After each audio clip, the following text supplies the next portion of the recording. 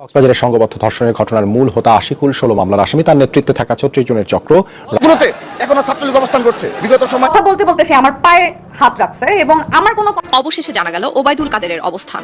আওয়ামী লীগের আলোচিত সমালোচিত সাধারণ সম্পাদক ওবায়দুল কাদের ভারত পালিয়ে গেছেন। এতক্ষণ দেখছিলেন সংবাদ শিরোনাম, এবার দেখবেন বিস্তারিত ভিডিও দেখার আগে আপনার কাছে ছোট করে একটি অনুরোধ, আপনি যদি এ ধরনের আপডেট নিউজগুলো সবার আগে পেতে চান অবশ্যই চ্যানেলটি সাবস্ক্রাইব করে রাখবেন। দর্শক চলুন কথা না বাড়িয়ে একের পর এক ভিডিওগুলো দেখে আসি। অবশেষে জানা গেল ওবায়দুল কাদেরের অবস্থান।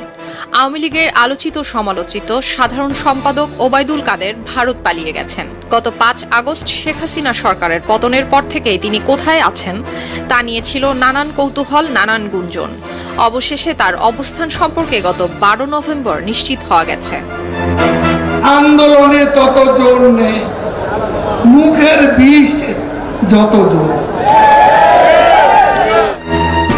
কলকাতায় অবস্থানকারী আওয়ামী লীগের অন্তত 3 জন কেন্দ্রীয় নেতা খবরের কাগজকে নিশ্চিত করে বলেছেন, গত শনিবার সকালে সস্ত্রীক উত্তরবঙ্গের কোনো একটি রুট দিয়ে অবৈধভাবে কলকাতায় এসেছেন ওবায়দুল কাদের। সেই সূত্র থেকে আরও জানা যায়, ওবায়দুল কাদেরের পাসপোর্ট ছাড়া বিমানে দেশ ছাড়ার সুযোগ না থাকার কারণে শুক্র এবং শনিবার সীমান্ত এলাকায় অবস্থান করতে হয়েছে। পরে ভারতের সংশ্লিষ্ট কর্তৃপক্ষের কাছ থেকে বিশেষ অনুমতি নিয়ে রোববার ভারতের আভ্যন্তরীণ পথে চলাচলকারী বিমানে করে তিনি কলকাতায় চলে যান।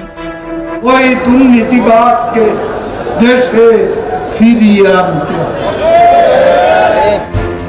ভারতে যাবার আগে ওবায়দুল কাদের আগস্টের 3য় সপ্তাহের দিকে রাজধানীর গুলশান থেকে যশোরে চলে যান। সেখানে তিনি তার নিকটাত্মীয় প্রভাবশালী এক সরকারি কর্মকর্তার শ্বশুরবাড়িতে অবস্থান নেন। তখন থেকেই ভারতে ঢোকার অপেক্ষায় ছিলেন তিনি। এর আগে তিনি গুলশানে একটি বাড়িতে আত্মগোপনে ছিলেন। সেখানে আগে থেকেই আত্মগোপনে ছিলেন ছাত্রলীগের সাবেক সাধারণ সম্পাদক ইসহাক আলী খান পান্না। পরে 24 আগস্ট পান্না ভারতীয় সীমান্তে মারা যান। ক্ষমতার দাপট কেউ দেখাবেন না, কাউকে ক্ষমা করা হবে না। আওয়ামী লীগের একজন সাংগঠনিক সম্পাদক খবরের কাগজকে বলেন, দেখা হয়নি, ফোনে কথাও হয়নি, তবে কাদের সাহেব কলকাতায় এসেছেন এতটুকু জানি। তবে তিনি সেখানে অবস্থান করবেন না। 2 থেকে 3 দিন কলকাতায় থেকে আগামী সপ্তাহে দিল্লি চলে যাবেন এবং তিনি সাধারণ সম্পাদক পদে থাকবেন কিনা এরপরে সে বিষয়ে সিদ্ধান্ত নেওয়া হবে। আপনি কোথায় যান? দয়েশ্বর বাবু আপনি কোথায় যান? কেউ জানে না। গত 5 আগস্ট গণ অভ্যুত্থানের মুখে সাবেক প্রধানমন্ত্রী শেখ হাসিনা দেশত্যাগ করে ভারতে চলে যাবার পর থেকেই দলটির উচ্চ পর্যায়ের নেতারা কলকাতা পালাতে শুরু করেন। এরপর থেকে দেশের রাজনৈতিক অঙ্গনে এবং এর বাইরে আলোচনার কেন্দ্রবিন্দুতে ছিলেন দলটির সাধারণ সম্পাদক ওবায়দুল কাদের। আওয়ামী লীগের সভাপতি শেখ হাসিনা ভারত যাবার সময় ওবায়দুল কাদেরকে সঙ্গে নিয়ে যাননি। ফলে ঢাকায় ঘুরে ফিরে প্রশ্ন ওঠে, তাহলে দলটির দ্বিতীয় সর্বোচ্চ নেতা ওবায়দুল কাদের কোথায়? খেলা কিন্তু হবে,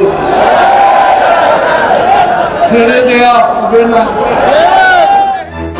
অনেকে ধারণা করেছিলেন ভারত হয়ে তিনি হয়তো সিঙ্গাপুর চলে গেছেন। আবার কেউ কেউ মত দেন তিনি দেশেই আছেন। ওবায়দুল কাদের যশোরের একটি বাড়িতে অবস্থান করছে এমন খবর ছড়িয়ে পড়ার পর গত আগস্টে সেখানেও অভিযান চালানো হয়। সাবেক সড়ক পরিবহন এবং সেতুমন্ত্রীকে ধরিয়ে দিতে পুরস্কারেরও ঘোষণা দেয় সরকার। গত 19 অক্টোবর অন্তর্বর্তী সরকারের স্বরাষ্ট্র উপদেষ্টা লেফটেন্যান্ট জেনারেল অবসরপ্রাপ্ত মোহাম্মদ জাহাঙ্গীর আলম চৌধুরী এমন ঘোষণা দিয়েছিলেন। বিচার করতে হবে, সব তদন্ত হবে, কে কত টাকা বানিয়েছে। সর্বশেষ গত শনিবার রাতে চট্টগ্রামের হালিশহর এলাকায় আওয়ামী লীগের সাধারণ সম্পাদক ওবায়দুল কাদের আছেন এমন সন্দেহে একটি ফ্ল্যাটে অভিযান চালানো হয়। হালিশহরের শান্তিবাগের ওই ফ্ল্যাটে ওবায়দুল কাদেরের স্ত্রী ইশরাতুন্নেসার বড় ভাই নুরুল হুদাকে খুঁজে পায় পুলিশ। এখন প্রশ্ন উঠছে, এত রকম ধরপাকড়ের পরও ওবায়দুল কাদের কিভাবে দেশের ভেতরেই দিব্যি আত্মগোপনে থাকতে পারলেন? আর কাদের সহায়তায় এভাবে অবৈধভাবে সীমান্ত পাড়ি দিয়ে ওবায়দুল কাদের ভারত পালিয়ে যেতে পারলেন? দুর্নীতির বিরুদ্ধে, অর্থ পাচারের বিরুদ্ধে, কথা বলতে বলতে সে আমার পায়ে হাত রাখছে এবং আমার কোনো কলিগ আমার পায়ে হাত রাখবে না। বাংলাদেশের জনপ্রিয় মডেল ও অভিনেত্রী সাদিয়া জাহান প্রভা ছোট পর্দার এই লাস্যময়ী অভিনেত্রীর রূপ লাবণ্য এবং অভিনয় গুণে যেমন দর্শকদের মনে জায়গা করে আলোচিত হয়েছেন, ঠিক তেমনি একটি অপ্রত্যাশিত ঘটনার কারণে হোঁচটও খেয়েছেন। একটি দুর্ঘটনার ক্ষত দীর্ঘ এক যুগেরও বেশি সময় ধরে বহন করে চলেছেন ছোট পর্দার এই জনপ্রিয় অভিনেত্রী। প্রভাকে নিয়ে জল্পনা কল্পনা শেষ নেই পত্রিকা থেকে শুরু করে সোশ্যাল মিডিয়াগুলোতে, অথচ নানাবিধ কারণে 10 বছরেরও বেশি সময় ধরে গণমাধ্যম থেকে অনেকটাই নিজেকে আড়াল করে রেখেছেন এই অভিনেত্রী। সংবাদ ও সাংবাদিকদের এড়িয়ে চলার ঘোষণাও দিয়েছিলেন কিছুদিন আগে। এর নেপথ্যের কারণ তখন জানা যায়নি, তবে এবার আপত্তির জায়গাগুলো সামনে নিয়ে এলেন প্রভা। কেন এই আড়াল, কিংবা কেন তাকে নিয়ে এত চর্চা? অবশেষে সেই রহস্যের উন্মোচন করলেন শনিবার সন্ধ্যায় অভিনয় শিল্পী সংঘের ইফতার পরবর্তী প্রেস ব্রিফিংয়ে, যেখানে প্রভাকে নিয়ে আলাদা একটি সেশনই করা হয়েছিল। সাংবাদিক ছাড়াও সেখানে উপস্থিত ছিলেন অভিনয় শিল্পী সংঘের কর্মকর্তারা। সম্প্রতি প্রভাকে আইনি নোটিশ পাঠান জয়নাল আবেদিন মাঝারি নামে কুমিল্লার এক আইনজীবী। ধারণা করা হয়েছিল শনিবার সন্ধ্যায় তিনি সে বিষয়েই কথা বলবেন, তবে হলো তার উল্টোটা। ব্রিফিংয়ের পুরোটাই তিনি দুষলেন সাংবাদিকদের, জানালেন কেন সাংবাদিকদের তিনি এড়িয়ে চলেন। এমনকি সাংবাদিকদের সঙ্গে দূরত্বের কারণ হিসেবে যৌন হেনস্থাকে উল্লেখ করেছেন তিনি।